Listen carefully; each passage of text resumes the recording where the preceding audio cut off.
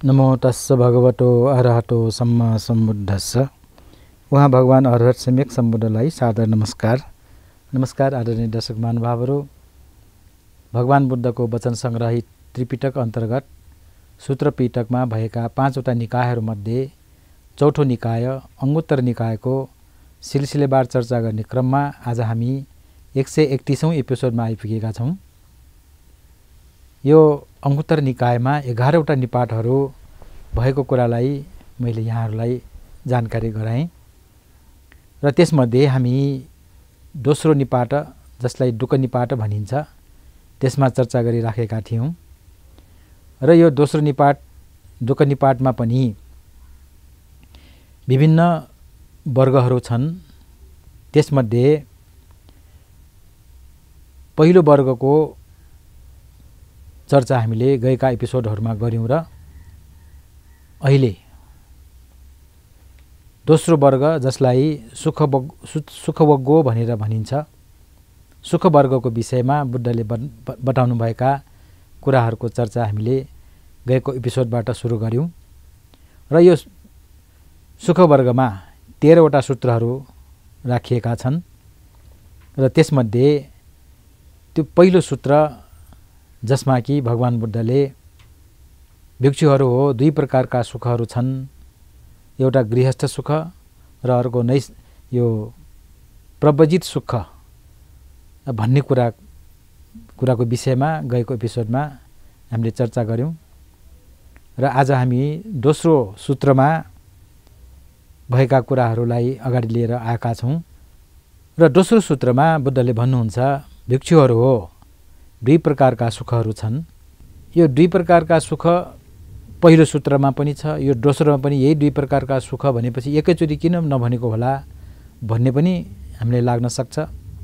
आदरणीय दर्शक महानुभावहरू, यसलाई हामीले बुझ्ने तरिका चाहिँ कस्तो त भन्दाखेरि गएको एपिसोडको जुन 2 प्रकारका सुखहरू एक ठाउँमा उहाँले बताउनु भयो र अहिले अर्को 2 प्रकारका सुखहरूको विषयमा त्यो अर्कै ठाउँमा बताउनु भयो, अर्कै प्रसङ्गमा, अर्कै परिवेशमा र यसरी नै 2 प्रकारका सुखहरूको बारेमा बताउनु भएको 13वटा सूत्रहरू यो सुख वर्गमा राखिएको हामी पाउँछौँ र दोस्रो सूत्रमा उहाँले भन्नुहुन्छ भिक्षुहरू हो, 2 प्रकारका सुखहरू छन्, एउटा काम सुख र अर्को नैष्क्रम्य सुख र यो 2 सुखहरूमध्ये पनि नैष्क्रम्य सुख नै श्रेष्ठ छ भनेर उहाँले भनिराख्नु भएको छ। आदरणीय दर्शक महानुभाव, अब यहाँ काम सुख के हो, नैष्क्रम्य सुख के हो भन्ने कुरा नि बुझ्नु पर्यो। त्यो बुझेपछि बल्ल कुन चाहिँ श्रेष्ठ हो भन्ने कुराहरू हामीले निर्क्यौल गर्न सक्छौँ। यहाँ भगवान बुद्धले नैष्क्रम्य सुख श्रेष्ठ छ भनेर भन्नुभयो भन्दैमा हामीले मान्नुपर्छ भन्ने कर छैन। भगवान बुद्धले यही अंगुत्तर निकायको टिकनी पाठमा कालामहरूलाई दिनुभएको उपदेश बडो महत्त्वपूर्ण उपदेश, बडो यो लोकप्रिय उपदेश छ। त्यसमा भगवान बुद्धले मैले नै भनेको भए पनि तिमीहरूले आँखा चिम्लेर विश्वास नगर, नपट्याऊ, त्यसलाई आफ्नो विवेकको कसीमा घोटेर त्यो सही छ, लाभदायक छ भने मात्रै त्यसलाई चाहिँ ग्रहण गर्नु भनेर त्यस्तो स्वतन्त्र चिन्तनको मार्ग प्रशस्त गर्नुभएको थियो।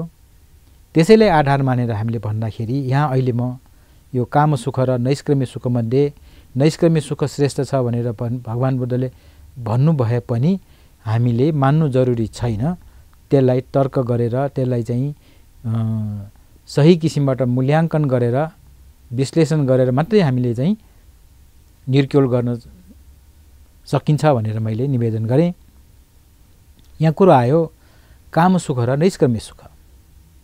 अब काम सुख केलाई भनिन्छ कुरो त्यो बुझ्न जरुरी छ र काम सुख, अब काम भनेको शब्द त अहिले कुनै पनि काम गर्नु, कुनै पनि कार्य गर्नुलाई काम भनिन्छ। तर यो आजभन्दा 2600 वर्ष अगाडिको जुन भाषा बुद्धले प्रयोग गर्नुभयो त्यहाँ काम भनेको यसरी गर्ने काम होइन कि यो हाम्रो पञ्च इन्द्रियहरू जुन छन्, पञ्च इन्द्रिय आँखा, कान, नाक, मुख, शरीर, यो भौतिक इन्द्रिय 5वटा र त्यसको आफ्नो विषयवस्तु छन्। आँखाको विषयवस्तु रूपहरू, कानको विषयवस्तु शब्द, नाकको विषयवस्तु गन्ध सुगन्ध, मुख अथवा जिह्वाको विषयवस्तु रस अथवा स्वाद र काय अथवा शरीरको विषयवस्तु स्पर्शव्य पदार्थ। यो इन्द्रियहरूको आफ्नो विषयवस्तुमा रमाउने, राम्रो रूप देख्यो त्यसमा रमाउने मात्र होइन, त्यसको चाहना गर्ने। त्यसै गरेर कानको शब्दसँग जुन रमाउने, आसक्ति हुने। अब शब्दमा आसक्ति हुने भन्दाखेरि कसैलाई अचम्म पनि लाग्न सक्छ। यसको उदाहरण, सानो उदाहरणबाट म यहाँलाई उदाहरण दिन्छु। मानिसहरूको प्राय बानी भनेको अर्काले प्रशंसा गरेको सुन्न मन लाग्छ। अर्काले गाली गरेको पटक्कै सुन्न मन लाग्दैन। यसरी प्रशंसा गरेको सुन्न मन लाग्ने, त्यसमा चाहिँ आसक्ति हुने, त्यो बार होस् भनेर चाहना गर्ने र कसैले गाली गरेको चाहिँ चित्त नबुझ्ने, त्यो गाली गरेको सुनेपछि रिस उठ्ने, भनेपछि त्यो गाली नगरोस् भन्ने चाहना हुने। यसरी राग पनि उत्पन्न हुन्छ मन परेकोमा, द्वेष उत्पन्न हुन्छ मन नपरेकोमा। यसरी राग र द्वेष, यो राग र द्वेषमा रुमल्लिनु, त्यसमा फस्नु, त्यसमा जकडिनु, त्यस्तै गरेर गन्ध सुगन्ध, मुखमा स्वाद, मिठो मिठो खानु पायो भने रमाउँछन्, चाहना त्यही गर्छन्। नमिठो भएपछि त्यो प्रति घृणा गर्छ, द्वेष। त्यसै गरेर शरीरले नरम कोमल चिजलाई चाहिँ स्पर्श गर्न पायो भने रमाउँछन्, त्यसैको चाहना पनि गर्छ। र खस्रो कडा खालको स्पर्श गर्नु पर्यो भने मन पर्दैन, त्यसलाई तिरस्कार गर्न खोज्छ, त्यसप्रति द्वेष उत्पन्न गर्न खोज्छ। हो यसरी यसलाई पञ्चकाम सुख पनि भनिन्छ। किन पञ्च इन्द्रियले अनुभव गर्ने एक प्रकारको भौतिक सुख भनौँ। हुन त त्यो अनुभव गर्ने त मनले हो, तर माध्यम त यहाँ भौतिक इन्द्रियहरू, भौतिक पदार्थहरू हुन्। र यसरी 5वटा इन्द्रियको आफ्नो विषयवस्तुमा जुन रुमलिने, आसक्ति हुने, जकडिने, त्यसैमा अल्मलिने जुन हो, त्यसैलाई काम सुख छोटकरीमा भनिन्छ भने त्यसलाई पञ्चकाम सुख भनेर पनि बुझ्न सकिन्छ। र यसरी प्राय मानिसहरूले यही विचार गर्छन्, मानिस भएर जन्मिएको छु, मोज मस्ती गर्नुपर्छ। यावङ जीवेत सुखङ जीवेत ऋणं कृत्वा घृतं पिबेत भनेर त्यो एउटा चारवाकको सिद्धान्त नै पढ्न पाइन्छ, अध्ययन गर्न पाइन्छ। यसरी मानिसहरूले सकेसम्म सुख सुविधालाई चाहिँ उपभोग गरौँ, सुखपूर्वक बाँचौँ र त्यसको लागि ऋण काटेर घिउ नै किन पिउन नपरोस्। यो प्रतीकात्मक कुराहरू हुन्। ऋणं कृत्वा घृतं पिबेत, ऋण लिएर भए पनि घिउ खानु भन्नुको अर्थ जसरी पनि सुखलाई चाहिँ भोग गर्नु भनेर यस्तो किसिमको प्रचार प्रसारको क्रममा त्यसै त मानिसको स्वाभाविक प्रक्रिया चाहिँ अनुसार चाहिँ त्यसमा भुल्ने स्वभावको हुन्छ। त्यसमाथि झन् त्यस्तो भन्नेहरू आएपछि त झनै त्यसमा त डुब्ने नै भयो। र मानिसहरूले त्यसरी डुब्न पायो भने, त्यसमा रमाउनु पायो भने अरू सबै बिर्सिन्छन् पनि। तर त्यो काम सुख, त्यो पञ्चकाम सुखले गर्दाखेरि कति प्रकारका दुःखहरू त्यसले निम्त्याउँछ, कति प्रकारका दुःखको त्यहाँ लाइन लाएर आउँछ भन्ने कुरा उसले भेउ पाउँदैन। पाइहाले पनि त्यसलाई पचाउनु खोज्छ, नजरअन्दाज गर्न खोज्छ। तर यदि त्यसले त्यो सुख भोग्नको लागि, पञ्चकाम सुख भोग्नको लागि उसले अनुचित कुराहरू प्रयोग गरेर त्यो सुख भोग्न यदि चाहेको छ भने त्यसको प्रतिफल उसले नराम्रो त्यहाँ भोग्नै पर्छ। एउटा अर्को उदाहरणबाट सम्झौँ। आफूलाई चाहिने यो पञ्च इन्द्रियले चाहना गरेको सुखको लागि मानिसले चोरी काम गरेर धन आर्जन गर्न सक्ला। त्यो चोरी काम गर्दाखेरि त्यो चोरी गरेको काम, उसले गरेको काम थाहा नपाएसम्म, उसलाई नभेटेसम्म उसले चाहिँ चोरी कामबाट चाहिँ उसले चाहिँ सुख अनुभूति गरेको जस्तो माने उसले ठान्दछ। तर जब उसलाई त्यो चोरी गरेको पक्रिन्छ तब त्यसको चाहिँ फल उसले चाहिँ भोग्नु पर्यो, सजाय भोग्नु पर्छ। मानिसहरूले पिटपाट गर्ला, प्रहरीले समातेर जेल चलान गर्ला, वर्षौंको चाहिँ कारावास होला।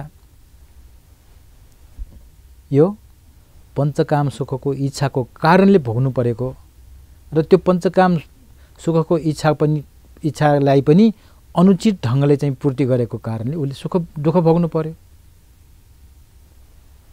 कर्म के गर्यो? अकुशल कर्म गर्यो। भोग के आयो? अकुशल भोग नै आयो, विपाक आयो।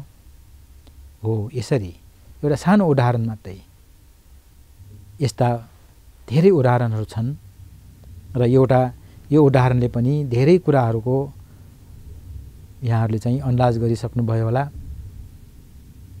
अब यो पञ्चकाम सुख, यो इन्द्रिय सुखको लागि मानिसहरूले अनेक प्रकारका गर्न हुने गर्न नहुने अनेक प्रकारका कर्तव्य अकर्तव्यहरू गरेका हुन्छन्। र यसरी काम सुख त उसले प्राप्त गर्यो। अब त्यो सही छ कि गलत छ त्यो आफ्नो ठाउँमा छ। अब बुद्धले भन्नुभएको चाहिँ यसरी काम सुख एउटा छ, अर्को छ नैष्क्रम्य सुख। र नैष्क्रम्य सुख भनेको नैष्क्रम्य अथवा निष्क्रमण। निष्क्रमण भने त्योबाट हट्नु, त्याग्नु, छोड्नु। नैष्क्रम्य शब्दको अर्थ यसरी अर्थ्याइएको छ। र यहाँ भन्न खोजेको के त भन्दाखेरि यो गृह त्याग गरेर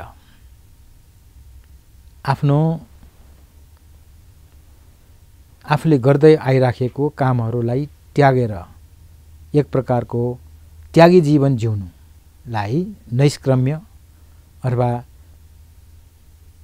प्रवजित जीवन भनिन्छ। जुन कुरा कि पहिलो सूत्रमा पनि त्यो गृहस्थ सुख र प्रवजित सुखको बारेमा पनि हामीले चर्चा गऱ्यौँ। त्यहीसँग मिल्ने पर्यायवाची शब्दको रूपमा यो नैष्क्रम्य सुखको यहाँ चर्चा भइराखेको पाउँछौँ। र सबै कुराहरू त्यागेर सबैलाई छोडेर गएर जुन वातावरणमा उसले चाहिँ प्राप्त गर्ने सुख हो त्यसमा त्यो पञ्चकाम सुखको जस्तो त्यहाँ सुख हुँदैन। तर पनि त्यो श्रेष्ठ सुख भनेर चाहिँ भन्नुभयो। किन भन्दाखेरि मैले अघि पनि उदाहरण दिएँ, यो काम सुख इच्छा गर्दाखेरि काम सुख पूर्तिको लागि मानिसले विभिन्न प्रकारका अकर्तव्य कामहरू पनि कर्महरू पनि त्यहाँ गर्न सक्छन्। अब यो हाम्रो दैनिक जीवनमा हामीले भोगिराखेका देखिराखेका थुप्रै उदाहरणहरू छन्। मानिसहरूले विभिन्न प्रकारका पेसा व्यवसाय गर्छन्, रोजगारी गर्छन्, कृषि व्यवसाय गर्छन्, जागिर खान्छन्। त्यो दौरानमा आफ्नो स्वार्थ पूर्तिको लागि, आफ्नो कमाई बढाउनको लागि मानिसले विभिन्न प्रकारका अनैतिक कामहरू गरेका बग्रेल्टी उदाहरणहरू पाइन्छन्। त्यहाँ व्यापारीहरूले तौलमा ठगेर पैसा बढी लिन्छन्, काला बजार गर्छन्, अनुचित रूपमा चाहिँ नाफा जोडेर मानिसहरूलाई चाहिँ घाटा पार्छन्, मिसावट गर्छन्। त्यसै गरेर अफिसमा काम गर्नेहरूले अनावश्यक रूपमा घुसको चाहिँ चाहना गर्छन्, भ्रष्टाचारका कुराहरू गर्छन्, काम गर्छन्।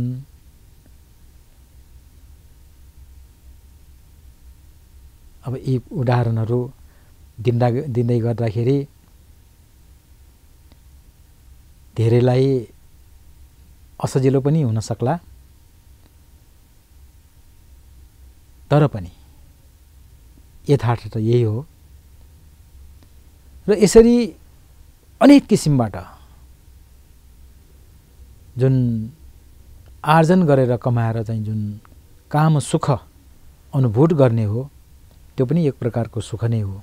तर ती सबैबाट अलग भएर त्यो अनुचित कुराहरू सबै त्यागेर यिनीहरू काम गर्नु पर्छ, यो म गर्दिनँ, बरु यो भन्दा त म त्यागी भएरै जान्छु, सन्यासी हुन्छु, साधु हुन्छु, भिक्षु हुन्छु, भिक्षुनी हुन्छु भनेर गएर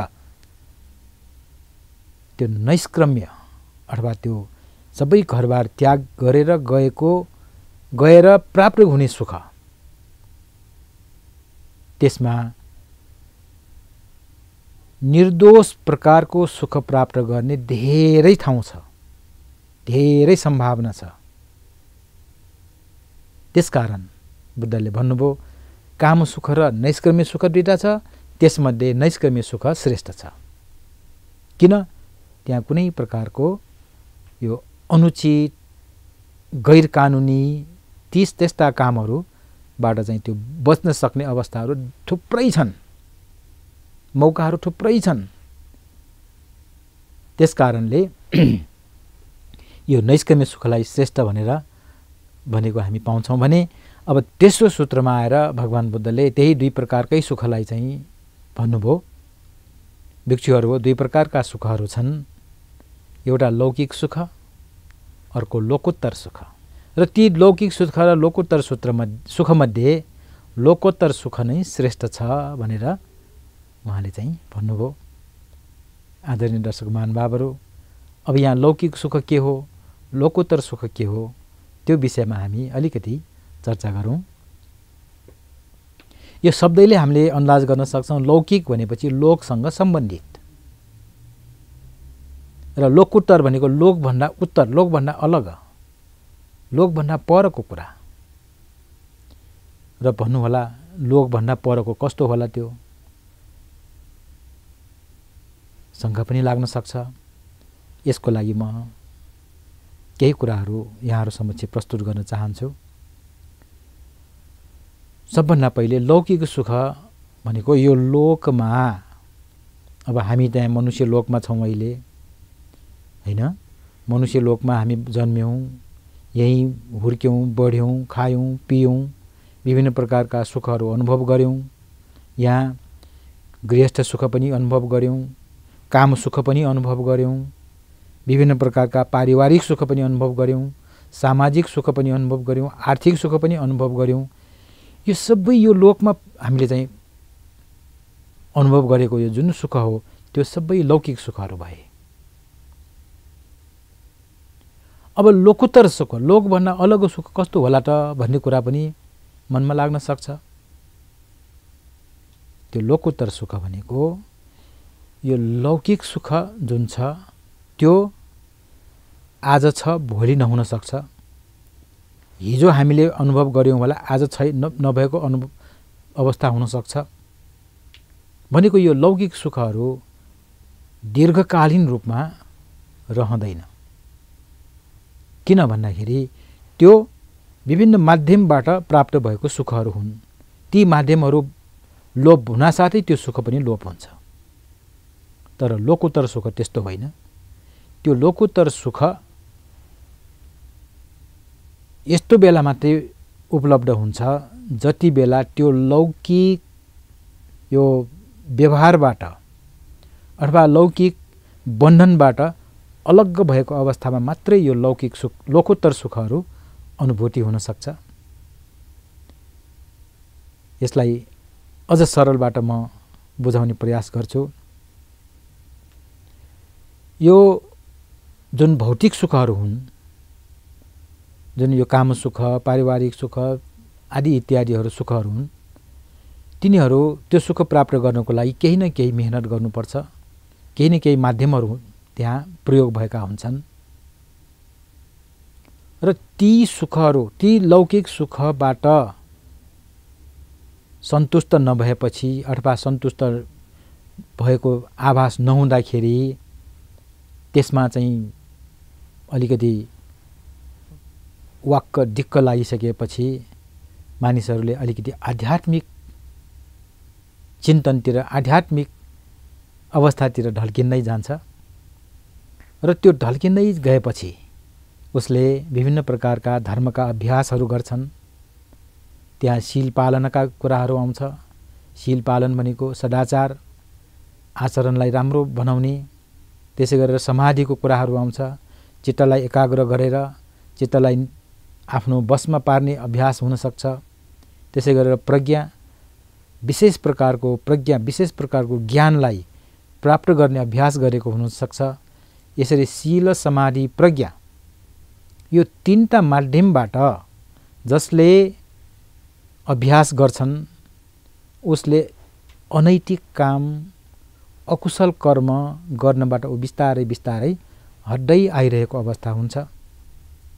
र त्यति अवस्थामा उसले आफ्नो चित्तलाई पनि नियाल्दै, जाँच्दै, चित्तमा भएका विभिन्न प्रकारका द्वेष, दुर्भावना, राग, नराम्रा जति पनि कुराहरू छन् बिस्तारै बिस्तारै त्यो हटाउने प्रयास गर्छन्।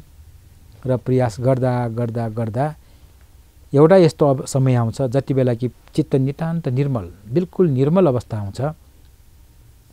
र त्यो निर्मल अवस्था प्राप्त गर्नु भनेको उसले स्थायी सुखलाई, स्थायी शान्तिलाई प्राप्त गरेको भनेर बुद्धले भन्नुभएको छ, जसलाई निर्वाण सुख पनि भनिन्छ, निर्वाण पनि भनिन्छ। र त्यो निर्वाणलाई प्राप्त गर्नु भनेको लोकोत्तर सुख, लोकबाट अलग। अब त्यहाँ लोकको कुनै प्रकारको झैझमेलाहरू बाँकी रहन्न। र त्यो लोकोत्तर सुख पनि 4 प्रकारको बताइएको छ। श्रोतापति, सकृदागामी, अनागामी, अरहत, जसको चर्चा मैले गएका एपिसोडहरूमा गरिसकेको यहाँहरूलाई जानकारी नै छ होला। यसरी चित्त नितान्त निर्मल अवस्था प्राप्त गर्नलाई पनि 4 तह जुन भनिएको छ त्यो क्रमिक रूपमा वृद्धि हुँदै जाने कुराहरू हुन्। र त्यो अवस्थामा प्राप्त गरेको जुन सुख हो, जुन सुखको अनुभूति हो, त्यो नै स्थायी सुख हो। र मैले अघि निवेदन गरेँ, यो लौकिक सुखहरू हिजो थियो, आज नहुन सक्ला, आज छ, भोलि नहुन सक्ला, त्यो स्थायी छैन, बदलिएर जान्छ। तर लोकोत्तर सुख, स्थायी प्रकारको सुख, स्थायी प्रकारको शान्ति भएको कारणले त्यो श्रेष्ठ छ। यो दुईटा मध्ये यो श्रेष्ठ छ भनेर यसरी बुद्धले भन्नुभएको हामी पाउँछौँ।